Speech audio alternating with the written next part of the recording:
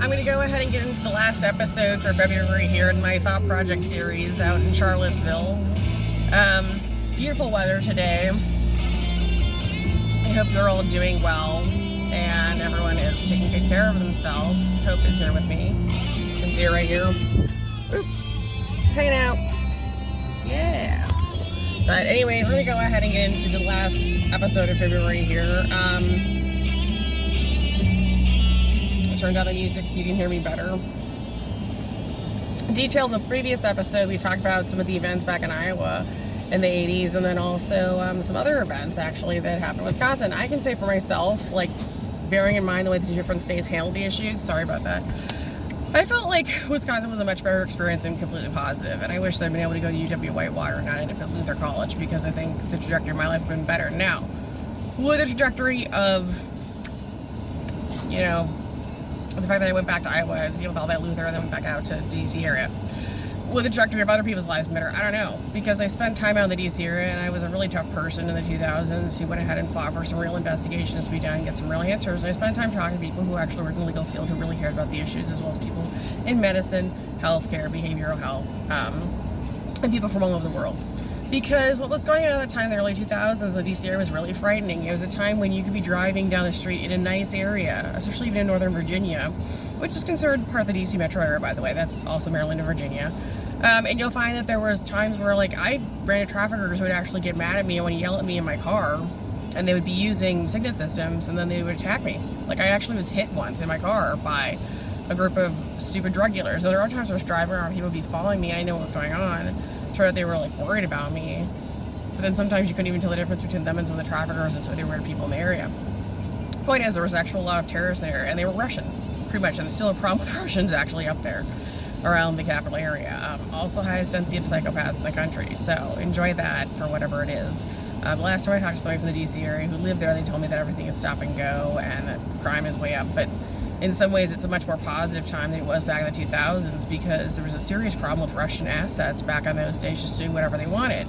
Now, one of the biggest issues you notice right away about Russian assets, the reason why I was talking to people from all over the world, and people in the legal profession and people in the medical profession, is that behaviorally Russian assets are extremely difficult. They've usually been abused during their lifespan, psychological development, and the brain actually has usually been harmed either through lack of proper nutrition and vitamins during their primary neural tube development stages in the womb, or even through abuse that's statistically imposed upon them at different points to make them disassociative. Either way, you'll probably have some of the most bizarre, disgusting conversations in your life with somebody who works for them, and believe me, you'll know really quickly, because they'll do ridiculous things like ask you what your favorite color is, and if you don't realize what they are fast enough and tell them that you really like color mint green or purple or whatever it is, they'll say, oh, that's a sign between me and you for the rest of your life. That if you ever wear mint green or purple, might be your favorite colors, they'll try to say it's a sign that you actually support them, even though you don't.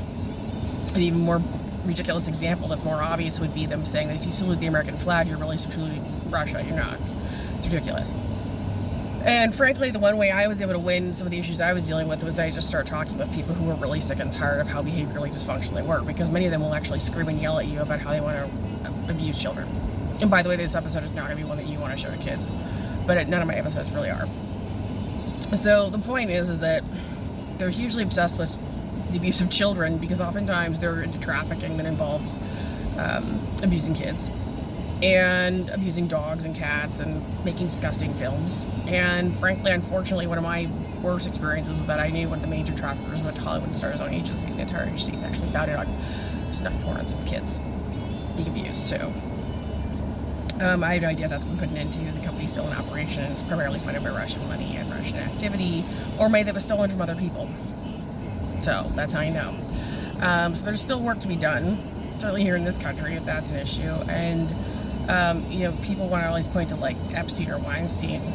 Currently, CAA covered up for them. Well, I don't think CAA is the worst offender as far as the Hollywood industry goes. Never mind the fact that I had my likeness, voice, scripts for films, TV, books all stolen by one specific company, and it's not CAA, just so you know. That said, I think it's really positive these days that in the DC area, it's not acceptable for people who are involved in working for the government to be, Russia, to be as obnoxious as they once were and to openly attack people. I was once attacked on K Street by one of their terrorists who had somehow bizarrely gotten himself a job with the NSA, had to be fired. Two men, both Russian, both had jobs at the BSA in the 2000s. They're both from Kansas City, Missouri, go figure. And they both had to be fired. And unfortunately, they were still free in the U.S. today despite multiple testimony and accounts to try to get control of them. So, I make jokes about how DC is like Kiev, for a good reason. So, my last little performance song of February is going to be a song by Stevie Nicks. I'm going to sing in a different voice than what I use generally, so maybe you'll enjoy hearing it because it's a change of pace.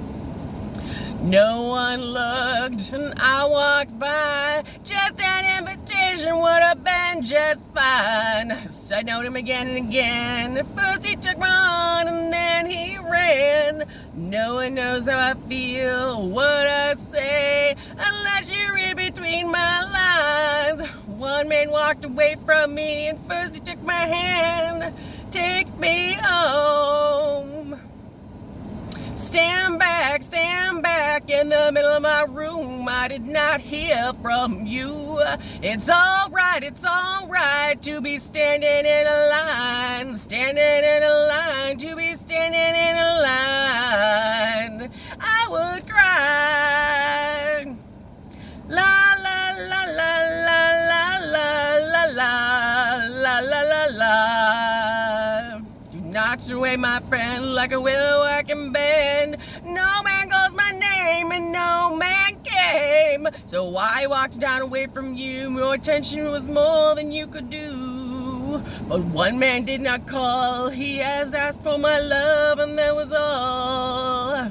Stand back in the middle of my room. I did not hear from you. It's alright to be standing in a line. Standing in a line, to be standing in a line. To be standing in a line, I would cry. La la la la la la la la la la la la. Too few. La la la la la la la la la la la la. So I walked down the line away from you. Maybe your attention was more than I could do. One man did not fall, well he asked for my love, that was all. Stand back in the middle of my room. I did not hear from you. It's alright to be standing in a line. Standing in a line, I could cry. I need a little sympathy. Well, I need a little sympathy. Well, I need to be standing in. Stand back. Well, I need to be standing in. Stand back. Well, I need to be standing in. Stand back. Take me home. Take me home. Stand back. Don't you take me home. Well, I need a little sympathy. Stand back. And that's about all I have time for today. By the way, just one little thing I'd like to throw out at you is I ran into a few people who were kind of rude when I was up in the DC area and used to like to sort of shove allegations out a lot, which showed a little something I actually knew about the legal field despite having actual legal degrees. And if you're saying at this point, well, maybe there's something really wrong with the FBI, there is. There was a lot of promise found back in those days and still is with Russian assets working there. And even though it's been downsized and they've lost their headquarters, the work really isn't done. And I'm going to remind you of a few key things. In order to be part of the U.S. government, you have to do one thing. As an agency, you always have to write in a report to the CIA. You have to return an intelligence report every year. The FBI doesn't turn that in. Also, you can't specifically represent one group and their business interests. And all the FBI actually represents is Russia and their interests. They should be called the Russian Business Federation. If anyone said, well, Deborah, where do you think their headquarters should be placed since they are being thrown out of the district?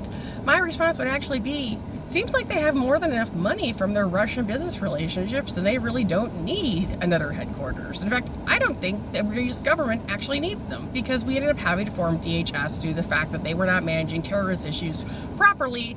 And it pretty much looks like all of their informants are all somehow tied to a Russian network that have no problem attacking openly the U.S. government. And that includes the agency I have not actually named out in Hollywood. And the reason I'm not going to name it is because I'm not stupid enough to get involved in allegations. Everything I've ever said was always based on eyewitness accounts with multiple witnesses and multiple people who were involved and multiple forms of evidence in multiple ways, right? because legal evidence has to come multiple ways. Additionally, I never bothered to file lawsuits. You know why I don't file lawsuits? Because not everything's a lawsuit. Some stuff's just really criminal.